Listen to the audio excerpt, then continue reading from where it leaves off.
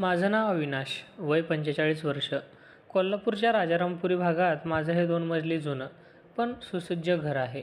पत्नी गेल्यानंतर गेल्या 3 वर्षात या घरांच्या भिंती जणू मला खायला उठायच्या. मुलगा अमेरिकेत स्थायिक झाला होता.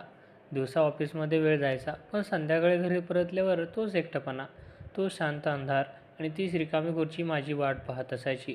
लोक म्हणायचे, अविनाश घर भाड्याने देऊन टाक, निदान घरात माणसांचा वावर जरी राहील.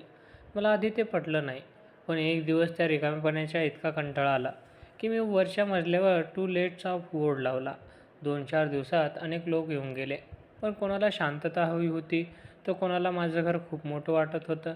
मग एके दिवशी दुपारी दारावर बेल वाजली. बाहेर रणरणत ऊन होतं. मी दरवाजा उघडला आणि समोर एक चैतन्य उभं होतं. 22-23 वर्षाची एक मुलगी, पांढरा लखनवी कुर्ता, निळी जीन्स आणि खांद्यावर एक मोठी पिशवी. तिचे केस उन्हामुळे थोडे विस्कटले होते, पण तिच्या डोळ्यात एक वेगळीच चमक होती. नमस्कार, मी रिद्धी. इथे वरचा मजला भाड्याने मिळणार आहे असं बोर्डवर वाचलं. ती हसून म्हणाली. तिने जेव्हा स्मित हास्य केलं, तेव्हा तिच्या गालावर एक छोटीशी खळी पडली. त्या एका क्षणासाठी मला माझ्या पत्नीची आठवण झाली. तिलाही अशीच खळी पडायची. मी तिला आज बोलवलं. ती उत्साहाने घर बघायला आली. सर, ही गॅलरी किती छान आहे.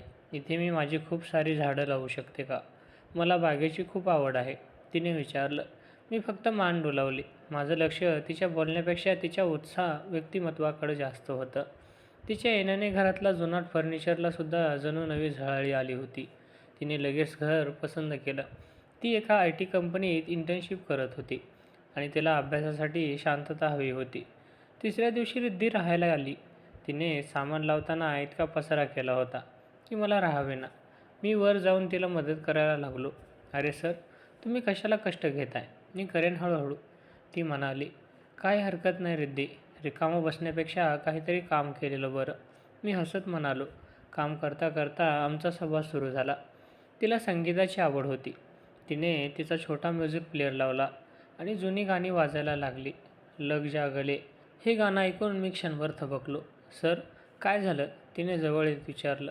काही नाही, हे गाणं माझ्या पत्नीला खूप आवडायचं, मी खिडकीबाहेर पाहत म्हणालो. तिने हळूच माझ्या खांद्यावर हात ठेवला.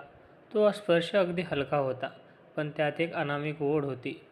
आय एम सॉरी सर, पण आयुष्य थांबत नाही ना. तुम्ही स्वतःला या घरासारखं बंदिस्त का करून ठेवलं आहे? तिचा तो प्रश्न थेट माझ्या काळजाला लागला. तिच्या डोळ्यात माझ्यासाठी सहानुभूती नाही, तरी आपुलकी दिसत होती. रिद्धी राहायला आल्यापासून माझं आयुष्य बदललं. सकाळी तिच्या पैंजणांचा आवाज वरच्या मजल्यावरून यायचा की मला जाग यायची. कधी कधी ती खाली येऊन म्हणायची, सर आज उपमा केलाय, थोडा चाखून बघाल का? मी नको म्हणायचो, पण ती हक्काने माझ्या हातात ताडली टेकवायची. तिने बनवलेल्या पदार्थांमध्ये एक वेगळीच चव होती. कदाचित त्या प्रेमाची चव होती, जी मला कित्येक वर्षांपासून मिळाली नव्हती. एके संध्याकाळी मी ऑफिसमधून घरी आलो. बाहेर पाऊस नुकताच थांबला होता. सगळीकडे ओल्या मातीचा सुगंध दरवळत होता. मी पाहिलं तर रिद्धी खाली बागेत झाडांना पाणी घालत होती. तिने केस बांधले नव्हते, ते तिच्या पाठीवर मुक्तपणे पसरले होते. पावसाचे काही थेंब तिच्या केसांवर साचले होते. ती इतकी सुंदर दिसत होती की मी टक लावून पाहत राहिलो. अचानक तिचं लक्ष माझ्याकडे गेलं. सर, कधी आलात आणि असे उभे का आहात? तिने विचारलं. मी थोडा सावरलो. आत्ताच आलो. बागेतली झाडी खूप छान फुललीत. हो ना, ही आपली झाडं आहेत, त्यांना प्रेमाची सवय झाली आहे, ती मुश्किलपणे म्हणाली. त्या दिवशी रात्री मी बेडवर पडून विचार करत होतो. मी 45 वर्षाचा आणि ती 22 वर्षाची. आमच्या वयातलं अंतर मोठं होतं, पण तिच्यासोबत असताना मला ते कधीच जाणवलं नाही. ती मला सर म्हणायची, पण तिच्या वागण्यात एक वेगळीच जवळीक होती. माझ्या मनाच्या कोपऱ्यात कुठेतरी एक अंकुर फुटत होता, जो मला सांगत होता की वय कितीही असलं तरी हृदयाला प्रेमाची गरज लागतेच. पण समाजात राहताना हे कसं शक्य आहे? ती माझी भाडेकरू आहे, माझी मुलगी होऊ शकते, इतकं तिचं वय आहे. अशा विचारात असतानाच अचानक वरच्या मजल्यावरून काहीतरी पडल्याचा मोठा आवाज आला. रिद्धीच्या ओरडण्याचा आवाज आला. मी घाबरून धावत वर गेलो. रिद्धी जमिनीवर बसली होती. तिच्या पायाला काच लागली होती आणि रक्त येत होतं. रिद्धी, काय झालं? मी तिच्याजवळ गुडघ्यावर बसलो. सर, ते फुलदाणी पडली आणि ती रडायला लागली. मी तिचा पाय माझ्या हातात घेतला. तिचे पाय गोरेपान आणि नाजूक होते. मी हळुवारपणे काच काढली. तिला वेदना होत होत्या. तिने माझा खांदा घट्ट पकडला. त्या स्पर्शाने माझ्या अंगावर काटा आला. मी मलम लावून मलमपट्टी केली. आता ठीक आहेस? मी विचारलं. तिने डोळ्यात पाणी आणून माझ्याकडे पाहिलं. Thank you sir. तुम्ही नसता तर माझं काय झालं असतं? मी तिच्या चेहऱ्यावरचे केस बाजूला केले. आमचे चेहरे खूप जवळ होते. तिच्या श्वासांची उष्णता मला जाणवत होती. त्या एका क्षणात आम्ही दोघंही हरवून गेलो होतो. ना वय आठवलं ना नातं. फक्त समोर असलेली ती एक व्यक्ती, तिच्याबद्दल वाटणारी ती ओढ. तिने हळूच माझे तोंड तिच्या हाताने पकडले आणि माझ्या कपाळावर एक छोटासा मुका घेतला. तुम्ही खूप ग्रेट आहात विनायक. मी काहीच बोलू शकलो नाही. फक्त तिच्याकडे पाहत राहिलो. त्या रात्री पावसाचा जोर पुन्हा वाढला होता. पण आमच्या मनातली वादळं त्याहून मोठी होती. हे नातं आता मालक भाडेकरू राहिलं नव्हतं. याला नाव काय द्यावं हे मला माहीत नव्हतं. पण हे नातं हवं असं वाटत होतं. त्या रात्री रिद्धीने माझ्या कपाळावर घेतलेला तो छोटासा मुका माझ्या मनावर कायमचा कोरला गेला होता. मी 45 वर्षाचा पुरुष, ज्याने आयुष्यात फक्त जबाबदाऱ्या आणि एकटेपणा पाहिला होता. त्याला एका 22 वर्षाच्या मुलीने असं हक्कानं जवळ घ्यावं हे माझ्या कल्पनेपलीकडचं होतं. दुसऱ्या दिवशी सकाळी मी लवकर उठलो. पण माझ्या मनात तीच घालमेल होती. विनायक, तू काय करतोयस? ती तुझी भाडेकरू आहे. तुझ्या मुलाच्या वयाची आहे ती. माझं मन मला ओरडून सांगत होतं. पण हृदय मात्र तिच्या त्या मऊ स्पर्शाच्या आठवणीत गुंतलेलं होतं. मी किचनमध्ये चहा बनवत होतो. इतक्यात मागून पैंजणांचा आवाज आला. रिद्धी खाली येत होती. तिने आज गुलाबी रंगाचा ड्रेस घातला होता. तिचे केस ओले होते. कदाचित ती आत्ताच आंघोळ करून आली होती. तिच्या अंगातून सावळ्या साबणाचा आणि ओल्या केसांचा एक मादक सुवास येत होता. सर, चहा झाला का? तिने अगदी जवळ येऊन विचारलं. मी वळून पाहिलं. तिचे ओले केस तिच्या खांद्यावर विखुरलेले होते आणि त्यातून पाण्याचे काही थेंब तिच्या ड्रेसवर पडत होते. मी तिच्या डोळ्यात पाहिलं. तिथे कालच्या रात्रीबद्दल कोणताही पश्चाताप नव्हता. उलट एक प्रकारचं निमंत्रण होतं. हो, झालाय, मी अडखळत म्हणालो. तिने चहाचा कप घेतला आणि माझा हात पकडून मला डायनिंग टेबलवर बसवलं. विनायक, तुम्ही कालपासून खूप विचार करताय. कशाची भीती वाटते का तुम्हाला? तिने पहिल्यांदाच मला माझ्या नावाने हाक म्हणून मारली होती. तो शब्द तिच्या ओठातून इतका गोड वाटला की माझं वय विसरल्यासारखं झालं. रिद्धी, हे सगळं लोक काय म्हणतील? माझं वय आणि तुझं वय? मी बोलण्याचा प्रयत्न केला. तिने माझा हात तिच्या दोन्ही हातात घेतला. लोक कधीच कोणाचं सुख बघत नाहीत विनायक. तुम्हाला माहिती आहे, जेव्हा तुम्ही काल माझा पाय हातात घेतला तेव्हा मला जाणीव झाली की मला हवा असलेला माणूस माझ्यासमोर आहे. तुमच्या त्या हातांमध्ये जी ऊब आहे ती मला सुरक्षित वाटते. त्या दिवशी सकाळी खूप जोरात पाऊस पडायला लागला. कोल्हापुरातला पाऊस एकदा सुरू झाला की थांबायचं नाव घेत नाही. वीज गेल्यामुळे संपूर्ण घरात अंधार झाला होता. मी माझ्या खोलीत गेलो आणि आरामात खुर्चीत बसून पावसाचा आवाज ऐकू लागलो. अचानक दरवाजा हळूच उघडला गेला. अंधारातही मला रिद्धीचं अस्तित्व जाणवलं. ती माझ्याजवळ आली आणि खाली जमिनीवर माझ्या पायापाशी बसली. इथे का बसलीस? मी विचारलं. मला भीती वाटते विनायक आणि मला तुमच्याजवळ राहायचे. ती कुजबुजली. तिने तिचं डोकं माझ्या गुडघ्यावर टेकलं. मी नकळत तिच्या ओल्या केसातून हात फिरवायला लागलो. माझे हात तिच्या मऊ मानेला स्पर्श करत होते. तिने एक दीर्घ श्वास घेतला आणि माझे हात घट्ट पकडले. विनायक, तुम्हाला कधी वाटलं का की आपण एकमेकासाठीच बनलो आहोत? तिने मान वर करून विचारलं. अंधारात तिचे डोळे चमकत होते. मी खुर्चीतून खाली उतरलो आणि तिच्यासमोर बसलो. आमचे चेहरे इतके जवळ होते की एकमेकांचे श्वास एकमेकांना जाणवत होते. पावसाच्या आवाजात आमची धडधड ऐकू येत होती. मी हळूच तिचा चेहरा माझ्या हातात घेतला. तिचे ओठ थरथरत होते. रिद्धी, मी स्वतःला खूप रोखण्याचा प्रयत्न केला, पण आता नाही होत, मी म्हणालो. मी तिच्या कपाळावर किस केलं. मग तिच्या डोळ्यावर तिने डोळे मिटले आणि मला एक घट्ट मिठी मारली. त्या मिठीत एक वेगळीच तडप होती. कित्येक वर्षाची तहान जणू त्या एका मिठीत सामावलेली होती. तिने माझ्या छातीवर डोकं टेकवलं आणि म्हणाली, मला कुठेही जाऊ देऊ नका. मला याच घरात तुमच्यासोबत राहायचे. त्या रात्री आम्ही बराच वेळ तसेच बसून राहिलो. बोलण्यासारखं काही उरलं नव्हतं. शरीराची ओढ आणि मनाची जवळीक यातील अंतर पुसले जात होते. मी तिला हळूच उचललं आणि सोफ्यावर जाऊन बसवलं. माझा हात तिच्या कमरेभोवती होता. ती माझ्या खांद्यावर डोकं ठेवून शांत होती. उद्या जेव्हा सूर्य उगवेल तेव्हा सगळं बदलेल का? तिने विचारलं. काहीही बदलणार नाही सिद्धी. तू माझी आहेस आणि मी तुझा. मी तिला अधिक जवळ ओढत म्हणालो.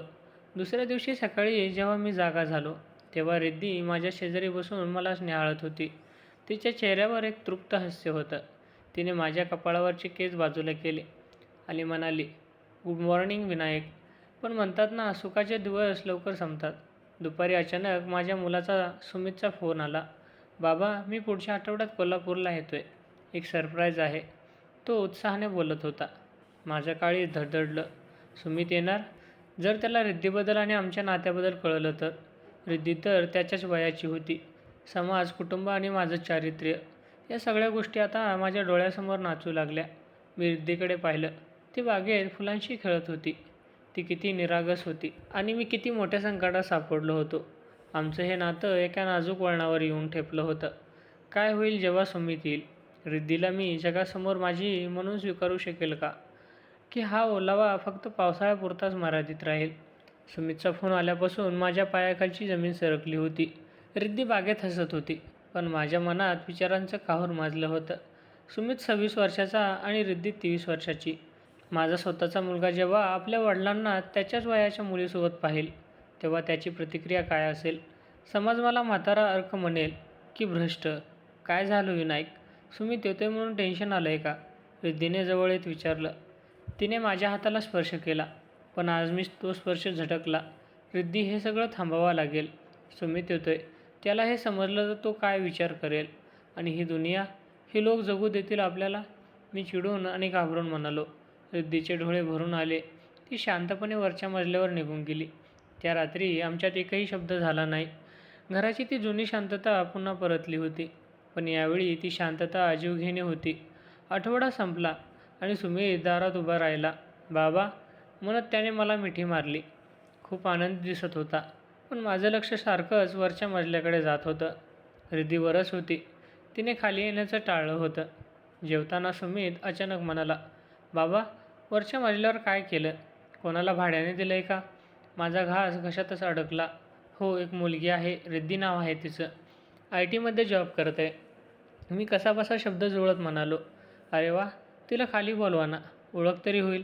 सुमित म्हणाला. इतक्यात पायऱ्यांवरून पैजणांचा आवाज आला. रिद्धी खाली आली होती. तिने आज साधी साडी नेसली होती, पण ती खूपच गंभीर दिसत होती. सुमितने तिच्याकडे पाहिलं आणि तो क्षणभर थबकला. माझ्या काळजाचा डोका चुकला. मला वाटलं आता सगळं संपलं. रिद्धी, तू इथे? सुमित आश्चर्याने ओरडला. मी गोंधळलो. तुम्ही एकमेकांना ओळखता? बाबा, ही रिद्धी माझी कॉलेजची ज्युनियर आहे. आम्ही पुण्यात एकाच ग्रुपमध्ये होतो. सुमित हसत म्हणाला. परिस्थिती आता अधिकच गुंतागुंतीची झाली होती. सुमितला वाटलं होतं की रिद्धी फक्त एक अनोळखी मुलगी आहे, पण माझ्या मनात जे सुरू होतं ते सांगण्याची हिंमत माझ्यात नव्हती. पुढचे 2 दिवस मी रिद्धीपासून लांब राहण्याचा प्रयत्न केला, पण रिद्धीच्या नजरेतलं दुःख मला सहन होत नव्हतं. एके रात्री सुमित बाहेर गेला असताना रिद्धी माझ्या खोलीत आली. तिने तिची बॅग भरली होती. मी जाते विनायक. तुमच्या मनात माझ्यासाठी प्रेम आहे, पण जगाचा सामना करण्याची हिंमत नाही. सुमित तुमचा मुलगा आहे. त्याच्या नजरेतलं तुमचं स्थान मला खराब करायचं नाही आहे, ती रडत म्हणाली. तिने वळून जायला सुरुवात केली आणि त्या क्षणी सुमित दारात उभा असलेला दिसला. त्याने सगळं ऐकलं होतं. खोलीत भयान शांतता पसरली. मी मान खाली घातली होती. मला वाटलं सुमित आता ओरडेल, घर सोडून जाईल किंवा माझ्यावर हात उचलेल. बाबा, सुमितचा आवाज शांत होता. मी त्याच्याकडे पाहिलं. सुमित रिद्धीजवळ गेला. रिद्धी, तू जेव्हा पुण्यात होतीस तेव्हा तू नेहमी म्हणायचीस की तुला असा माणूस हवा आहे जो तुला जपेल. मला माहीत नव्हतं की ते माणूस माझे बाबा असतील. मग तो माझ्याकडे वळला. बाबा, आई गेल्यानंतर तुम्ही किती एकटे झाला होतात हे मी पाहिलं आहे. मी परदेशात माझं आयुष्य जगतोय, पण तुम्ही या रिकाम्या घरात दररोज मरत होता. जर रिद्धीमुळे तुम्हाला पुन्हा जगायची इच्छा झाली असेल तर मी कोण ठरवणारा तुम्हाला विरोध करणारा? माझ्या डोळ्यातून अश्रू वाहू लागले. सुमित, पण लोक, समाज, लोक 2 दिवस बोलतील आणि विसरतील बाबा, पण तुमचं आयुष्य तुम्हाला जगायचं आहे. रिद्धी एक चांगली मुलगी आहे. तिने तुम्हाला सावरले. हेच माझ्यासाठी महत्त्वाचं आहे. रिद्धीने सुमितकडे कृतज्ञतेने पाहिलं. सुमितने आम्हा दोघांचे हात एकमेकांच्या हातात दिले. त्या रात्री कोल्हापुरात पाऊस पडत नव्हता, पण माझं मन तृप्त झालं होतं. आम्ही तिघे गॅलरीत बसलो होतो. सुमित त्याच्या भविष्याबद्दल सांगत होता आणि रिद्धी माझ्या खांद्यावर डोकं ठेवून शांतपणे ऐकत होती. आज हे घर फक्त भिंतीचं नव्हतं. आज या घरात खऱ्या अर्थाने ओलावा होता. जुन्या परंपराच्या पलीकडे जाऊन 2 जीवांचे एकमेकांना दिलेला आधार आणि एका मुलाने आपल्या वडिलांच्या सुखासाठी दिलेली संमती. हे नातं जगावेगळं होतं, पण हे माझं होतं. मी रिद्धीच्या कानात हळूच कुजबुजलो. आता हे घर तुझंच आहे रिद्धी. तिने माझ्या हातात हात मिळवला आणि पुन्हा एकदा तिच्या गालावरती गोड खिळी पडली. आमची ही प्रेमगाथा वयाने मोठी नव्हती, पण भावनेने नक्कीच अथांग होती.